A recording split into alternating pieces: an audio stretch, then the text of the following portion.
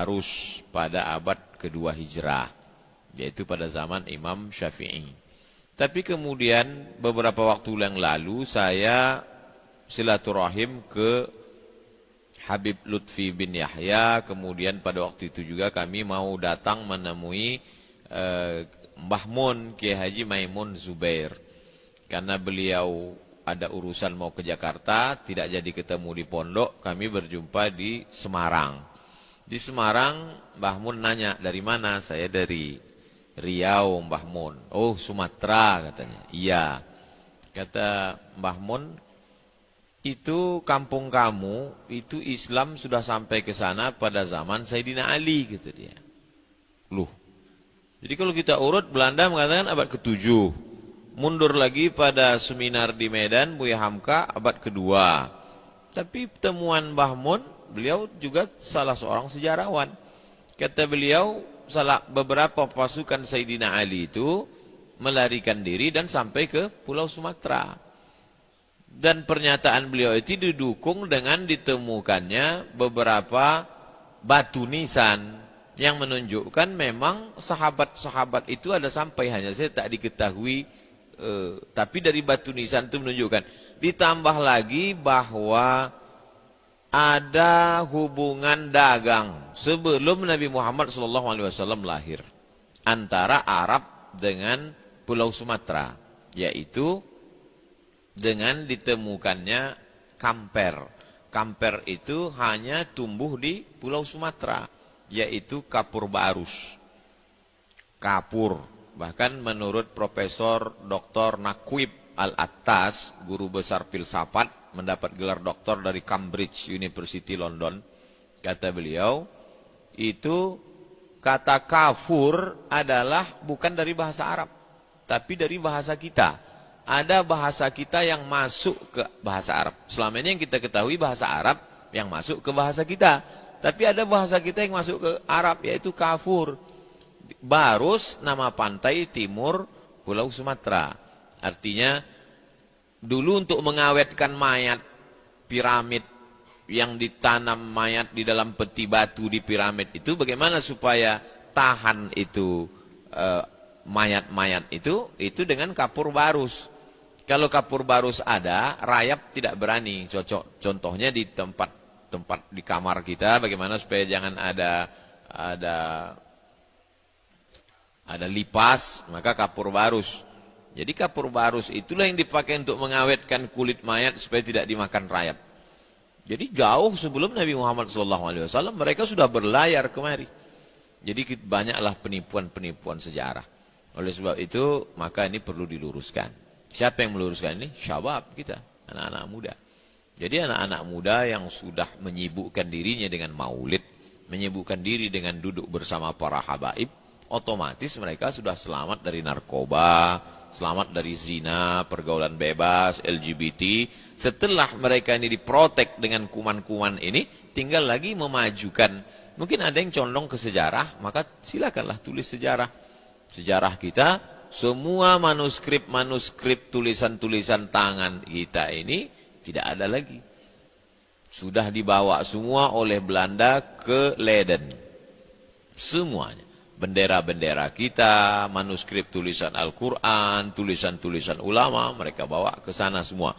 Jadi mereka tidak hanya menjajah kita, tapi juga mengambil aset-aset kita. Setelah di sana, kalau kita mau fotokopi, mau melihat, dia minta bayar.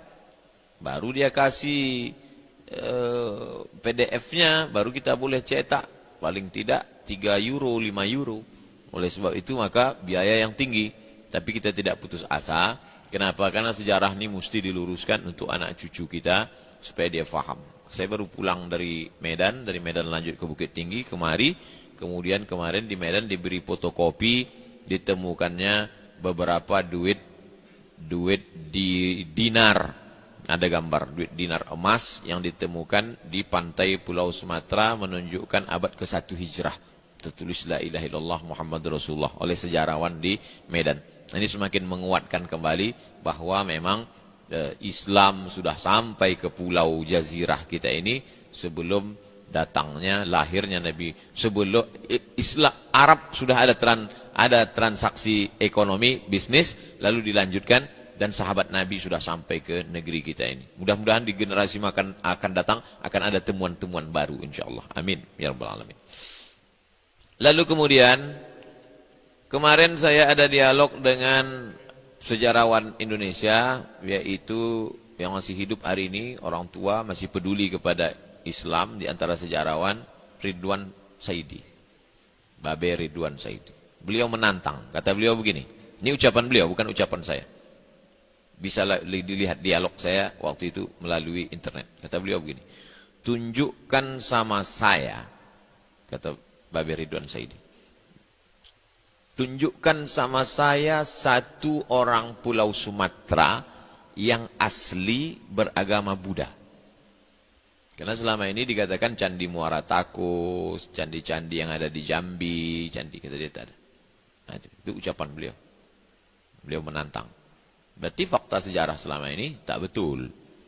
Jadi aslinya bahwa di Pulau Sumatera ini adalah Islam.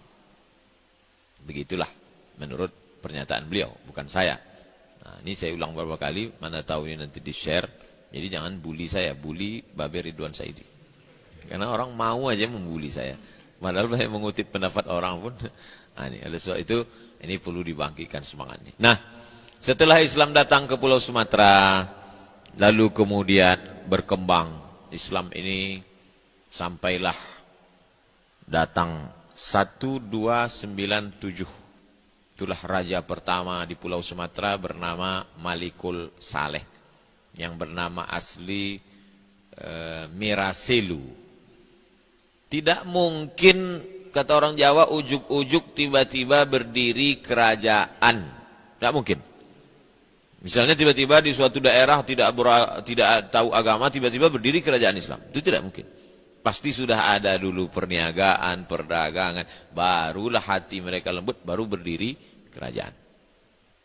Miraselu. Saya sampai ke makamnya di Aceh. Batu nisannya ditulis cantik sekali tulisan. 1297. Sedangkan wali-wali Songo di Jawa itu 14 sekian. Jadi 200 tahun sebelum wali Songo. Meninggal Malikul Saleh, digantikan anaknya Malikul Zahir. Al-Malikul Zahir. Malikul Zahir kata mereka. Al-Malikul Saleh, Malikul Saleh. Lalu kemudian pada masa Malikul Zahir inilah datang seorang explorer petualang dari Maroko. Namanya Ibnu Battutah. Menulis Rihlah Ibni Battutah, 2 jilid. Dia bercerita bagaimana saya sampai ke sebuah negeri bernama Samudra. Maksudnya Sumatera. Di situ aku melihat ulamanya pakai jubah, pakai sorban, dimuliakan oleh sultan, ada kuda, naik gajah. Diceritakannya begitu detail di dalam Rihlah Ibni Battutah. Inti dari ceritanya itu adalah bahwa sudah diterapkan hukum Islam pada 1297. Sebelum itu, karena 1297 itu meninggalnya beliau. Lalu kemudian barulah besar ketika Wali Songo mendakwahkan Islam, puncak kehebatan kekuasaan Islam di Jawa pada masa Sultan Agung. Sultan Agung juga menerapkan syariat Islam. Jadi 12 sekian syariat Islam di Sumatera, 16 sekian Sultan Agung menerapkan syariat Islam di Jawa. Lalu artinya apa? Kita segala aspek hukum dulu memakai hukum Islam. Karena setiap sultan-sultan ini punya mufti. Sultan ini faham bahwa dalam bidang politik mereka hebat. Mereka lah yang mengatur secara tata negara. Tapi dalam masalah agama mereka paham, mereka tidak mengerti agama. Maka diangkatlah seorang faqih. Mayuridillahu bihi khairan yufaqihu fiddin. Faqih didalamkan Allah. Falawla nanfara min kulli firqatin minhum ta'ifatun liyatafaqahu. Faqih didalamkan Allah ilmu agamanya, diangkatlah faqih fuqaha ini sebagai mufti untuk mengeluarkan fatwa. Lalu kemudian wali-wali Songo itu adalah salah satu fuqaha mereka yang mengeluarkan fatwa segala aspek kehidupan, dari mulai istilah sekarang ipolexos budhankam, ideologi, politik, sosial, budaya, pertahanan, keamanan, itu berdasarkan syariat Islam. 16 sekian. Barulah pada tahun 18 sekian, Belanda mengeluarkan apa yang disebut dengan KUHP, KUHD. KUHP, Kitab Undang-Undang Hukum Pidana. Kitab Undang-Undang Hukum Perdata, dan Kitab Undang-Undang Hukum Dagang. Islam diminimalis, dilokalisir, diperkecil hanya mengatur masalah keluarga. Nah, jadi tidak lagi mengatur aspek ideologi, politik, sosial, itu sudah pakai hukum Belanda. Lalu kemudian puncaknya 1945 kita merdeka. Lalu kemudian sultan-sultan ini dalam waktu yang sesingkat-singkatnya dalam proklamasi itu menyerahkan kekuasaan kepada Presiden Soekarno. Maka pada tahun 1946, 1945 kita merdeka. 1946 sultan-sultan dari mulai Aceh sampailah Sultan Nuku di Tidore, Sulawesi, Banjar, semuanya menyerahkan kedaulatan, tidak serentak, ada tahun-tahunnya menyerahkan kedaulatan kepada Negara Kesatuan Republik Indonesia. Mereka punya harapan besar bahwa kita menjadi negara yang besar, tapi syariat Islam masih tetap terjaga. Melalui apa? Pancasila, satu, ketuhanan, dengan menjalankan syariat Islam bagi pemeluknya. Itu harapan mereka. Jadi bahwa mereka melepaskan, nanti dia sultan, anaknya akan jadi sultan, cucunya akan jadi sultan, ambillah ini tak apa-apa, ambillah.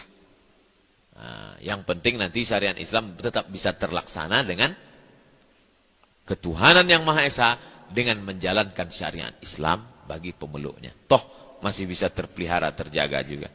Tapi saudara-saudara kita di timur tak mau. Kalau masih ada kata syariat, tak bisa kata dia. Sementara musuh kita waktu itu 3. Belanda, Jepang, komunis. Belanda mau balik lagi agresi kedua. Jepang juga mau bertahan. Nampaknya mau membela kita melawan sekutu, padahal sebelumnya tidak. Kemudian komunis ini juga luar biasa. Sementara tambah satu lagi. Ini kan pemimpin-pemimpin kita ini dilema. Mau dipertahankan kata syariat, ini ada musuh dari luar, ini pula di dalam tak mau. Akhirnya mereka berijtihad, mereka berpikir mundurlah kita selangkah demi untuk menjaga keutuhan bangsa. Pancasila, ketuhanan yang Maha Esa. Toh nanti juga bisa terayomi siapa yang ingin menjalankan ini dengan demokrasi. Karena dalam dunia demokrasi ini kan suara terbanyak pasti akan menang. Simpelnya begitu mereka berpikir. Demi keutuhan bangsa, demi keutuhan umat, demi persatuan negara yang besar ini. Maka nanti kita akan bisa juga menjalankan syariat Islam ini dengan demokrasi. Karena simpelnya begini, kalau anggota dewan itu satu kabupaten atau provinsi 50 orang. Lalu kemudian kita ingin mengeluarkan satu peraturan daerah, perda, yang berasas syariat. Bahwa tidak boleh jualan khamar di toko-toko, di pinggir jalan secara umum. Yang boleh membelinya hanya non-muslim. Muslim kalau beli akan ditangkap. Simpelnya begitu. Nah, terpayungikah ini dengan hilangnya kata syariat dalam sila pertama itu? Bisa dengan demokrasi. Karena terpayungi dengan ketuhanan yang Maha Esa. Ditambah lagi pasal 29 ayat 1 ayat 2, kita bebas menjalankan syariat Islam. Lalu kemudian kalau dipoting, saya ketua sidang. Wahai seluruh anggota dewan 50, bagaimana dengan perda kita tidak boleh menjual khamar di pasar-pasar secara umum dan muslim tidak boleh, kalau beli akan ditangkap. 40 mengatakan setuju. Setuju. Maka insya Allah perda itu gol. Karena yang tidak setuju 10. Begitu dulu yang ada dalam kepala mereka. Karena kita demokrasi, suara terbanyak itu yang bisa berlaku. Tapi ternyata yang terjadi yang tidak setuju 10. Yang setuju 40. Oleh sebab itu demokrasi ini dia bisa menjadi pisau mata ke bawah tajam untuk memotong sapi. Tapi juga dia bisa tajam ke atas memotong leher kita. Oleh sebab itu, disitulah peran kita mempengaruhi umat ini. Ada ulama, ada habaib, ada tokoh masyarakat, ada cendekiawan, ada tokoh adat. Kalau dia bertujuan dalam hidupnya itu agama, dia bisa mempengaruhi demokrasi ini. Tapi kalau tidak, maka akan terjadi kekalahan-kekalahan dalam memperjuangkan syariat Islam. Jadi ketika saya misalnya berbicara tentang, di mana-mana saya ceramah itu tak keluar dari 3. Yang pertama, islahut tarbiyah, perbaikan pendidikan. Masukkan anak ke pondok pesantren. Masukkan anak ke Rubat Al-Muhibbin. Masukkan ke Izzatuna. Masukkan ke Pena Kita. Subscribe, like, and share. Yang kedua, islahul siasah, memperbaiki politik. Pilihlah yang pro kepada ajaran Islam. Pilihlah. Jadi secara demokrasi apa yang saya sampaikan itu tidak salah. Karena masih dalam konstitusional. Saya mengajak orang, mengajak umat, mengajak jamaah. Itu tidak salah. Tapi ketika orang ketakutan, paranoid, nah maka salah satu cara adalah seperti yang dialami Nabi Ibrahim alaihissalam. Ketika dia mengajak umat itu untuk berpikir, falamma ra'a asy-syamsa bazighatan qala hadza rabbi hadza akbar. Ketika aku lihat ini bulan, matahari lebih besar, berarti ini Tuhan. Kalau bulan saja bisa hilang, matahari menghilangkannya, dan matahari ini pun juga bisa hilang saat malam datang, kalau begitu dia bukan Tuhan. Banyak orang mengatakan Ibrahim mencari Tuhan. Tidak betul, karena Nabi Ibrahim bukan filosof. Yang mencari itu filosof. Kalau Nabi tidak pernah mencari, Nabi itu diberi, dia menerima. Sebetulnya saat itu Nabi Ibrahim sedang mengajak kaumnya yang waktu itu pakar-pakar astronomi itu untuk berpikir. Begitu juga ketika dia ditantang oleh penduduk kampung itu. Kata mereka, ini pasti kamu yang melakukan ini wahai Ibrahim. A'anta fa'alta hadza bi alihatina ya Ibrahim? Engkau yang menghancurkan ini. Kata Nabi Ibrahim, bal fa'alahu kabiruhum hadza. Yang melakukan ini bukan aku, itu patung yang besar itu. Fas'alu.